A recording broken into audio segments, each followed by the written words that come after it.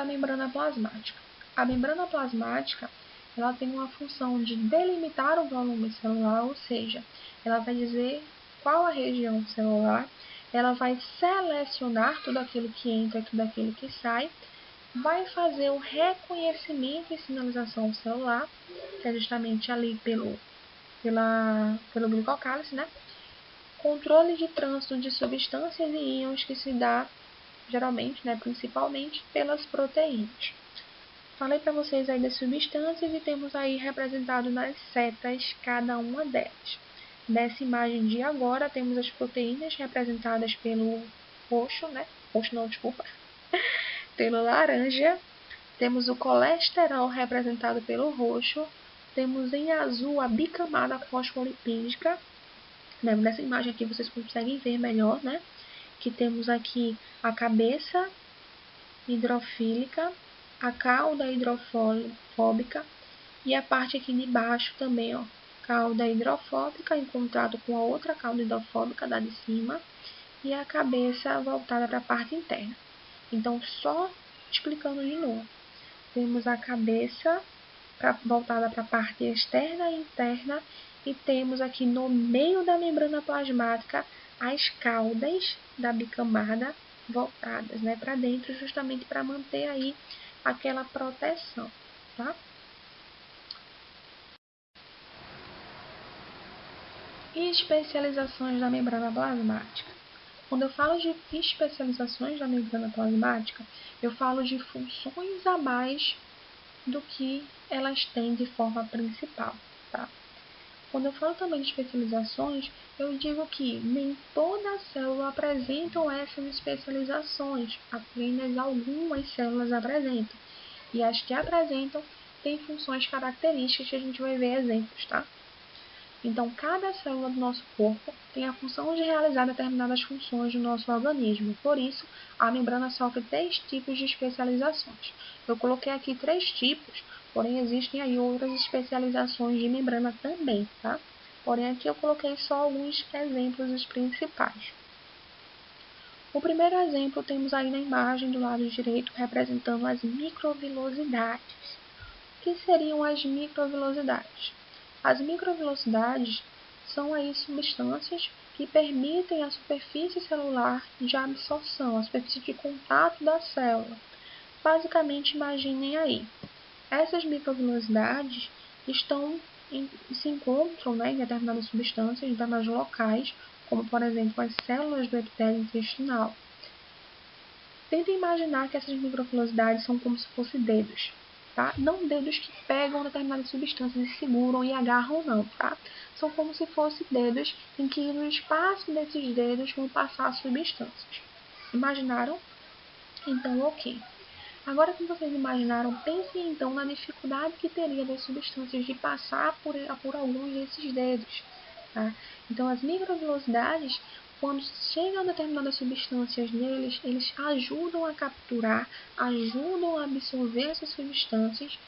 E um dos principais locais, né, que a gente encontra as microvilosidades é justamente o intestino, que precisa na parte interna dele ter essa substância a mais, ter essa especialização a mais para melhorar o seu funcionamento como um todo. Os desmossomos, também representado aí na figura, na parte de baixo, meio rosada aí. Os desmossomos são fibras proteicas que garantem a aderência às células. Basicamente, ele faz a adesão.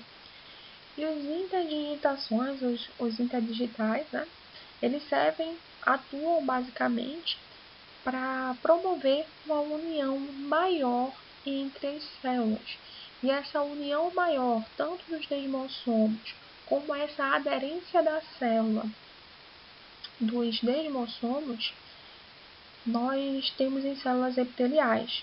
Para quem não lembra de células epiteliais, a gente vai ver mais lá para frente. Mas uma das características das células epiteliais mais complexas é justamente que são células justapostas, células bastante unidas. Então, assim, essas especializações da membrana são fundamentais para as células epiteliais, principalmente, também para outras, tá? Não só epiteliais. Porém, tem uma importância fundamental aí, cada uma delas. Então, só voltando, microvilosidade aumenta a absorção, desmossoma aumenta a aderência às células e as interdigitações eles vão promover aí, então, uma maior união entre os tecidos.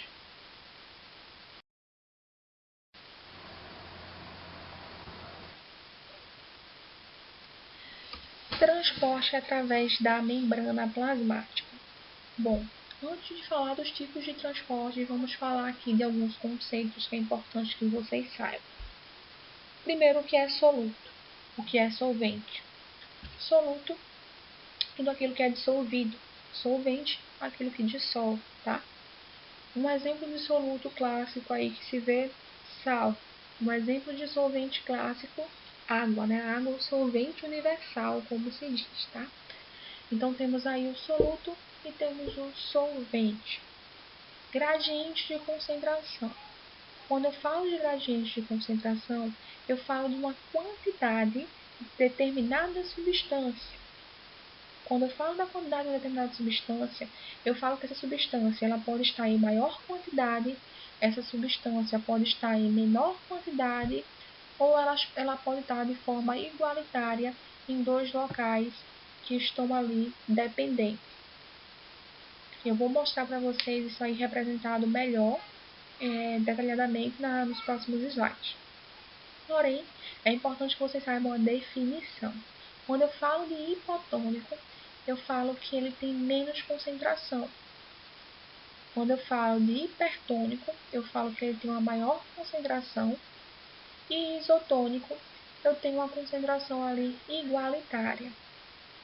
Quando eu falo de gradiente de concentração também, eu posso falar que a substância ela vai contra o gradiente de concentração ou que essa substância ela vai a favor do gradiente de concentração.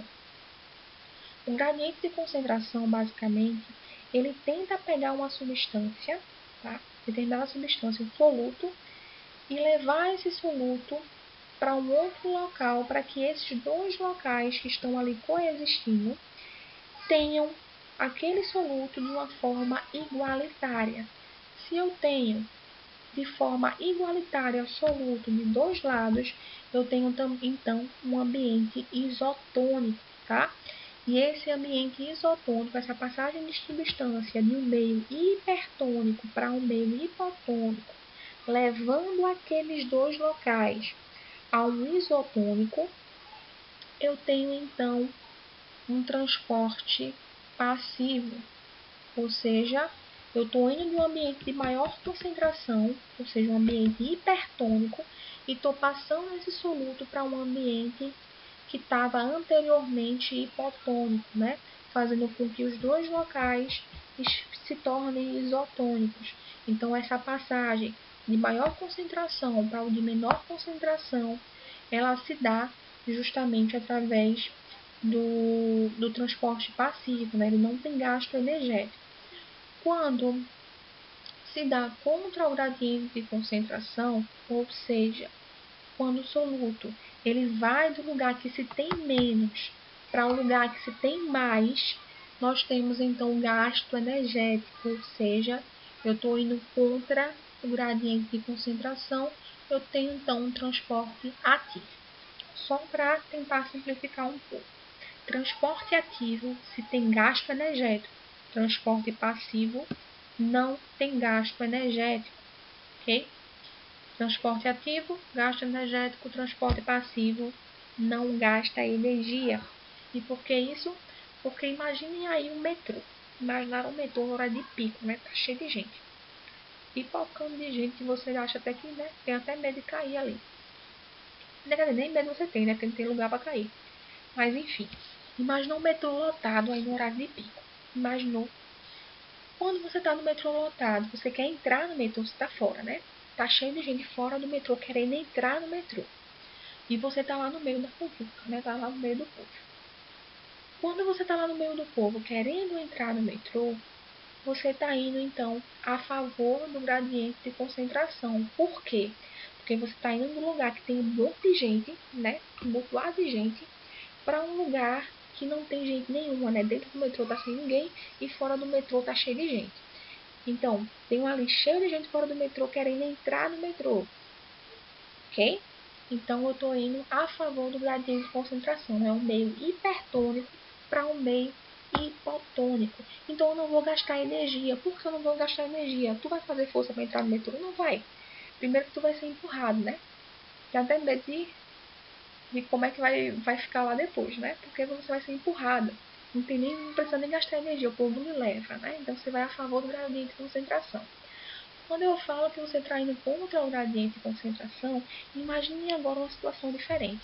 Imagine que você está sozinha dentro do metrô. Tá? Imaginou aí sozinha. Agora imagine que a porta do metrô vai se abrir e tá cheio de gente lá fora. Né? Daquele jeito, assim, né? Pipocando de gente. E só você tá dentro do metrô querendo sair. Imaginou que situação? Você tá lá dentro do metrô, sozinha, querendo sair, tem um tumultuado de gente querendo entrar.